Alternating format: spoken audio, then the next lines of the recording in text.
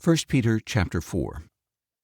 Therefore, since Christ suffered in his body, arm yourselves with the same resolve, because anyone who has suffered in his body is done with sin.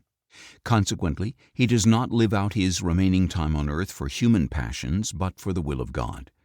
For you have spent enough time in the past carrying out the same desires as the Gentiles, living in debauchery, lust, drunkenness, orgies, carousing, and detestable idolatry. Because of this, they consider it strange of you not to plunge with them into the same flood of reckless indiscretion, and they heap abuse on you. But they will have to give an account to him who is ready to judge the living and the dead. That is why the gospel was preached even to those who are now dead, so that they might be judged as men in the flesh, but live according to God in the Spirit. The end of all things is near. Therefore be clear-minded and sober, so that you can pray.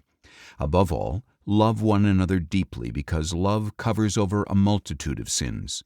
Show hospitality to one another without complaining. As good stewards of the manifold grace of God, each of you should use whatever gift he has received to serve one another. If anyone speaks, he should speak as one conveying the words of God. If anyone serves, he should serve with the strength God provides, so that in all things God may be glorified through Jesus Christ, to whom be the glory and the power forever and ever. Amen. Beloved, do not be surprised at the fiery trial that has come upon you, as though something strange were happening to you.